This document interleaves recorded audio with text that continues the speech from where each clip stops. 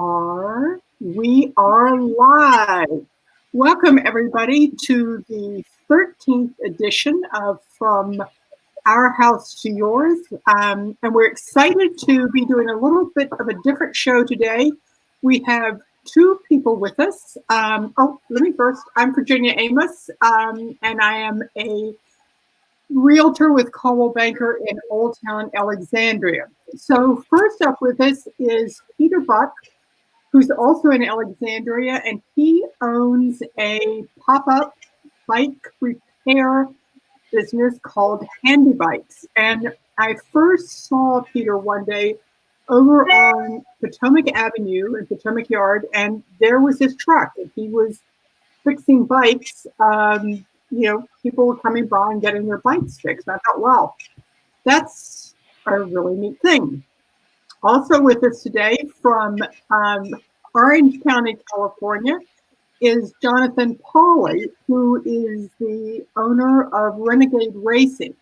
And so we're really looking at two ends of what is happening with the cycling industry today. One is personal cycling, which is absolutely through the roof. The other is cycling in the event space. This is long road races, triathlons, which has really suffered in the current pandemic. So, Peter, why don't you tell us a little bit how you got started, and then Jonathan will switch to you, and then we will just go for it. So, someone is calling the bike line right now, and I have 5 different browser tabs open. Let me close that one. I apologize.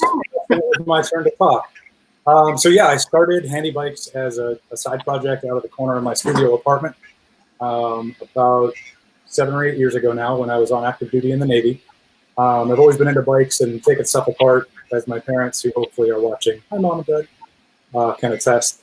And the two just kind of merged together, the love of bikes and the love of taking stuff apart.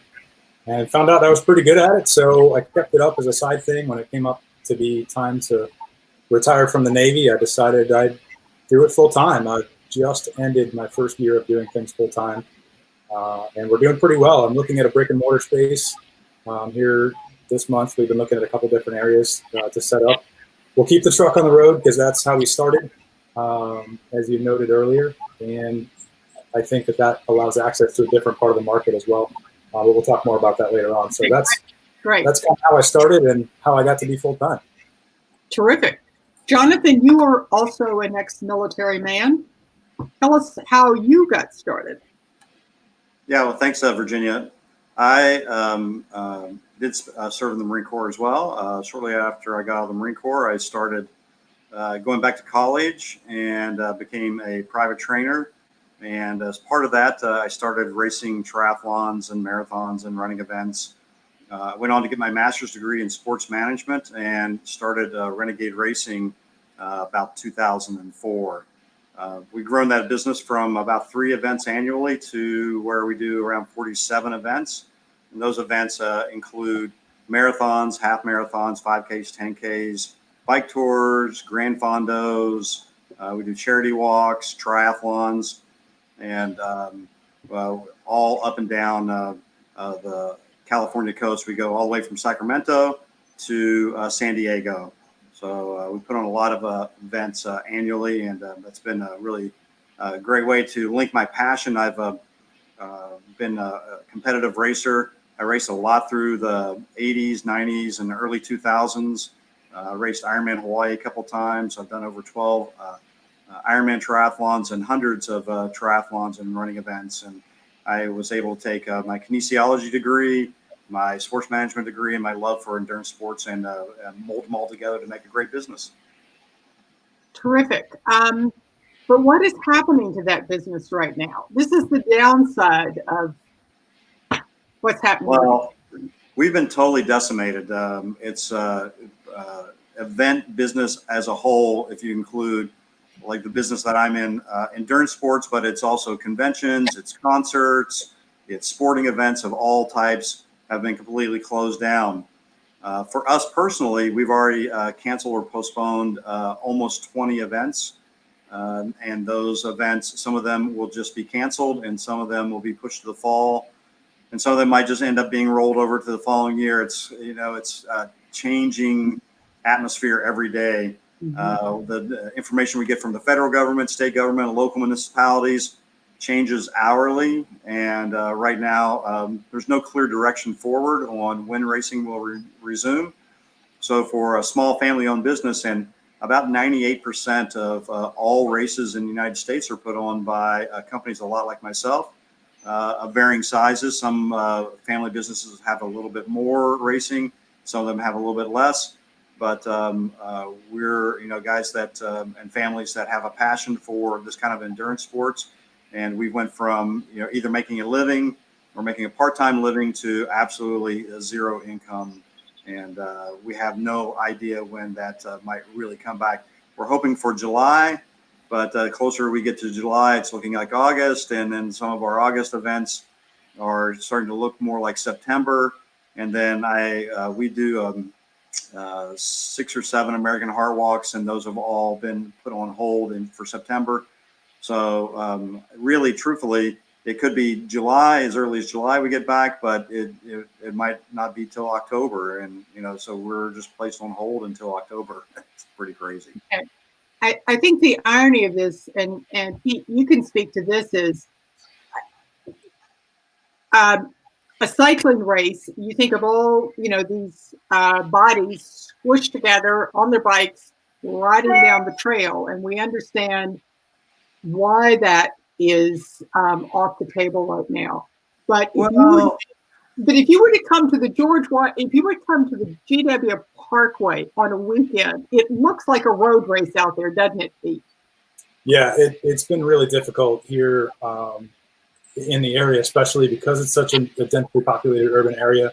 The more popular trails like the Mount Vernon Trail, the bridges, etc., yeah, they're overrun. And no, of course, it's not quite like a road race. I saw you smiling over there, Jonathan. But no, it's really hard to maintain social distancing in an area where people just want to get out and recreate. And so that's the other end of this. We can't do officially organized races, but there's so many people that want to do something. So what do we do, and where do we go for it?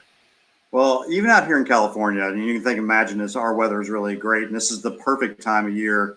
Really, one of the most pleasant times of year in Southern California is March, April, and May. It's beautiful most of the time, and people are really anxious to get out. And some counties, like LA County, have closed down trails and hiking trails and running trails and biking trails. But like in Orange County, just south of LA, for the most part, our parks have been closed technically. They close the parking lots and the bathrooms, but they allow the trails to still be open, so people have been able to recreate. And for the most part, I'm an avid cyclist and runner and mountain biker. That people, from the casual observer looking inward, it looks like there's a lot of people grouped together. But what I feel like really happening is that social groups are together, and then there's some spacing between those social groups. And then really, like when I meet friends, there's no handshaking, there's no elbow touching. You're parking 3 or 4 spots away. You're getting on your bike and just chit-chatting. And then once you're out riding on your bike, really, look, you're not really closer than 6 feet. If I reach my arm out to touch somebody, and then they reach out their arm to touch somebody, we're in that social distancing space. Plus, we're moving along at anywhere from 15 to 20 miles an hour. It's pretty low risk activity. So if we couple that kind of like activity with like racing, then we feel like that we could get back to racing and still maintain social distancing and infectious disease mitigation procedures. But that's not the feeling from state and local municipalities. It is definitely hard. I happen to have had the job in the Navy of healthcare, so I have a background in healthcare. My undergraduate was emergency management and homeland security, so I've got also a background in planning for stuff like this. And I went on to finish my MBA and learn more about the business end of things. But any way you look at it across all the spectrum you just talked about, you've got to find a way to, be socially distant, not be spitting on somebody who's drafting off you. And I think we're doing a pretty good job out here on the East Coast as well. I do worry about the number of people that aren't doing the simple things like parking a little bit further apart, like you mentioned, people who aren't wearing masks, that sort of thing. So we definitely could go into the public health aspect of this as well. And But ultimately, you actually, that's driving this whole thing. yeah, you actually took your pop-up truck off the market for a while. Off the streets anyway. We've still been open, and I did want to mention as well, bike shops are open. You know, there's parts of this industry that are hard hit, like Jonathan's. Bike shops are open. I see so many people who come in for tune-ups, and they're like, gosh, we're glad we found you because everything's closed. And I'm like, well, hang on. Not everything's closed. So there are ways that businesses are finding a chance to get out and do business. But, yeah, we've changed that. Just like restaurants have closed the indoor seating and switched to carry-out only. We took the truck off the street. We moved into a storage unit, and that's given us a good physical barrier to distance ourselves as employees and give us a reminder to wipe down bicycles and stuff when they come in as well. So it impacted us in terms of our operations. Fortunately, again, it's been a positive impact as far as the actual volume of business itself. Yeah, we've seen more people on bicycles than we've seen more people on bicycles. Like I live in a pretty nice little street, and I've seen people that I've never seen on bikes and bikes that I have not seen the light of day for 15 years riding back and forth across in front of my house. It's like a constant parade of participation right now. And on one hand, it's really cool to see that so many people that are like, oh, hey, yeah, bicycling is fun and I can get out and get some good exercise and fresh air. But yeah, we're seeing just before I came back home to be on here with you guys, we had a pair of bicycles that got brought in. They sat in the backyard for 5 years and now they're all rusty. And by God, we're going to get them working again because those folks want to go out and ride. So, but you're working by appointment only, is that correct? We are, and we kind of have always been that way because we're so non-traditional and so small. Mm-hmm. A lot of the other shops in the area, which again are still open, so I encourage anybody that's watching, find your favorite local bike shop and go give them some business because they're open. And find ways to support businesses like Jonathan's. I want to talk about a couple more ideas there as well later on. We do appointments only, and that has helped us keep ourselves distant from customers, but also keep customers distant from each other. So we don't end up with, the reason we took the truck off the street was at one day in particular where the weather's been really great here as well. And we had 10 or 15 people hanging out. Somebody's waiting to pick up their bike. Somebody else has a flat tire. They come over. Somebody else comes over to find out what are all these people doing out here. And before we realized it, before we realized what was happening, rather, we realized that we were part of the problem.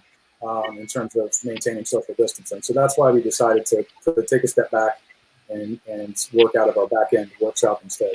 So brick and mortar bike shops here in the area are doing a similar thing. It's been difficult, I think, because they're not used to working by appointment, whereas we have been. But they will limit the number of people in the store at a given time. They will take appointments as well, where previously they didn't. And so, again, everybody's having to change. It's just a question of to what extent and how. Well, that was a really responsible thing for you to do, to realize that you were, part of the problem and to step up and change that instead of, keeping your truck out there. Well, yeah, and fortunately we were in a position to do that. I have people who are at risk, in my life. I don't want to be the person that transmits something to them, whether it's coronavirus or anything else. And as well as my staff, and again, cross-contamination between customers is something that I worry about as well. And maybe it's my healthcare background, chiming in my ear.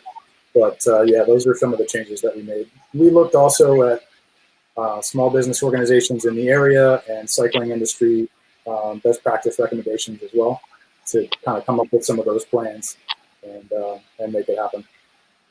Great. And Jonathan, I know you've been following, that you keep up with the industry and you've been tracking what, for instance, the Ironman organization is doing with plans for the future. And I think you have some ideas of your own about what you might be able to do. Yeah, so when racing resumes, and whenever that the cities and states and municipalities start feeling comfortable enough with that, they're going to have to look towards the industry to help them provide guidelines. And we, as a professional race management, we were looking towards USA Track and Field and USA Triathlon, the ITU, different governing bodies to help us provide that information. And then we're going to kind of meld that together with what all of our state, county, and local guidelines to come up with a plan. The race is going to, one way or the other, going to look a lot different than they look right now. So imagine I'll go a running event, even though this is a little bit more about biking, then I can talk a little bit about triathlon event. But there's going to be no on-site registration. So all your bib and your chip is going to be mailed to you. When you arrive to the event, it's going to be a stream start. So for a running event, it means that we might open the start line about an hour before we would normally open it. Let's say we have a 7 a.m. start, then we will be prepared by 6 a.m. and we'll have a start line that'll be open from 6 a.m. till 7:30. When you arrive, you already have your chip, you already have your bib. You're going to already put that on, and then you're going to go straight to the start line, and you're going to go. There's going to be no lineup. There's going to be no corralling. There'll be no Star Spangled Banner. There's no pre-race announcements. All that'll be given to you ahead of time. So when you show up, you go. When you get out onto the course, there'll be no course monitors. The course will be marked well, but we won't have any course monitors. We'll have participants return to the racing long before we have volunteers return back to racing. So we need to produce races at about anywhere from 10% to 5% of the volunteer base that we might have had before. So if we normally would have had 100 volunteers, we need to figure out a way to put on the race with 10 volunteers and the rest of it being staff and vendors, paid vendors. There'll be no fluid stations. Like in a 5K, 10K, you'll be asked to carry your own water. Once you get up to a half marathon or marathon, there might be limited stations, but you have to refill your own bottle. There'll be a volunteer or a crew member that'll actually press the button on the spout for you to fill your fluid container. So there'll be no touching. Once you finish the race, your medal will be set on a table, most likely in a plastic wrapper. You will reach out and grab your own medal, take it with you, and your T-shirt will be in the finish line as well. It'll be set on tables of small, medium, large, extra large. You'll just reach over, take your own T-shirt, and you'll walk out of the finish line chute, pick up a bottle of water, and you will go home. There'll be no expo at the event. There'll be no post-race festivities. There'll be no award ceremony. We already have an app that will track you during the race. And then we'll constantly update results. And then somewhere around 2 or 3 o'clock in the afternoon, once everything's all done and packed up and everything, we'll make race results final, and we'll mail out awards on Monday or Tuesday of the following week. So there's going to be very little interaction. We're going to spread the field out by doing a start over a time period. Fields will be limited in the beginning. So where we might have had 3,000 people in a race, we might make that 1,500 or 2,000. And out on a course, there will never be bunched up because we'll stream start you along. In that pre-race instructions, you'll be given a timetable in which we ask you to show up to the race so that we can stream those people out and make give you a general guideline for when we'd like you to start. So we see that this kind of racing might go on for 6, 8, 10 months, and then we slowly bring back little aspects of racing that you're accustomed to until we get back to what we consider more normal racing. But we really feel like that's anywhere from 1 to 3 years down the road before we'll see normal racing. Interesting. Does that sound about what you're hearing, Pete? Yeah, it is, and those are some really good ideas for any arena of racing, really, whether it's cycling, triathlon, road races. My girlfriend is into adventure racing, and she just did one, kind of the same idea, except they spread it over a month. Yes, adventure racing is it's a triathlon-esque idea, but it's orienteering. So you're out in the woods, running around, trying to find a little flag that's hidden somewhere. There's usually a mountain bike component and often a water kayaking or canoeing component as well. So they this month, a local producer called Renegade Racing has set up a course, and same idea.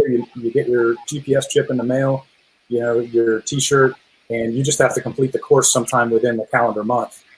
And at the end of the month, they just take everybody's time and see who came out on top, who got the most checkpoints.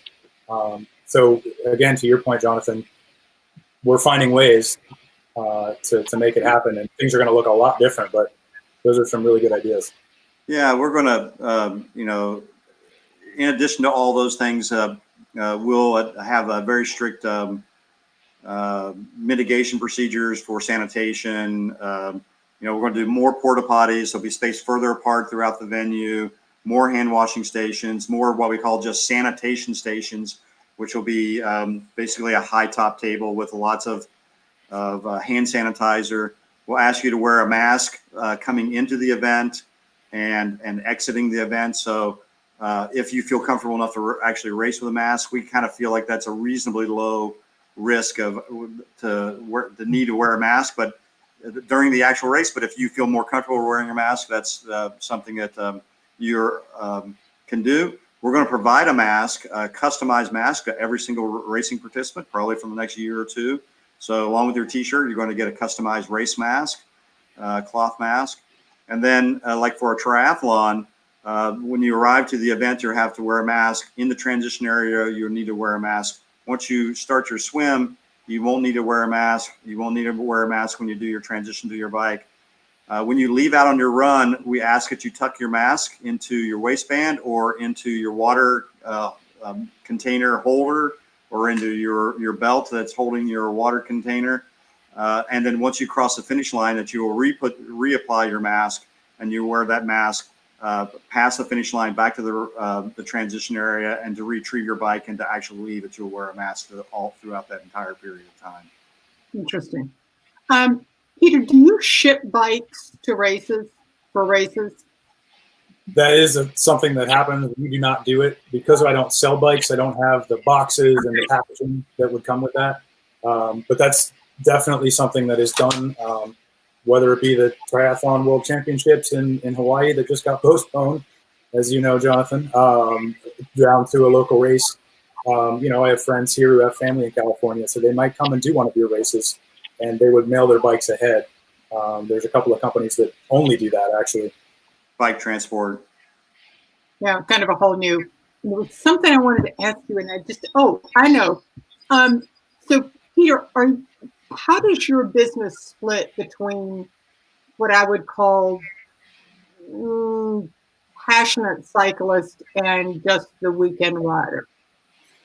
There is a lot of different parts of the cycling industry in terms of what kind of rider you're talking about. So you've got everybody from the hardcore triathlete with a $10,000 bike or north of that even, all the way down to the folks from down the street who drag their bike out from underneath the back porch because they want to just get out of the house because they're sick of being stuck inside. So my segment of the market here in this local area outside Washington, D.C. does tend to be the latter, the folks who are weekend recreational, a lot of commuters as well, again, here in the urban area. Not too surprising there, but and that's actually been a great thing for my business as well. There's so many shops in the area, and they're all great. I've had really good experiences with every shop I've been to. But there's enough space for all of us because there's so many different layers to the ridership. Some shops will cater to the high-end folks, some shops to the weekenders, and there's enough to go around, thankfully. I did want to address, somebody asked a question, the adventure racing is kind of like old orienteering races. Yeah, same idea. Orienteering in conjunction with mountain biking, trail running, etc. And then Diego made a comment about virtual races. Jonathan, are you guys looking at doing any virtual events at all? We are doing some virtual events. Some of our events have converted to virtual.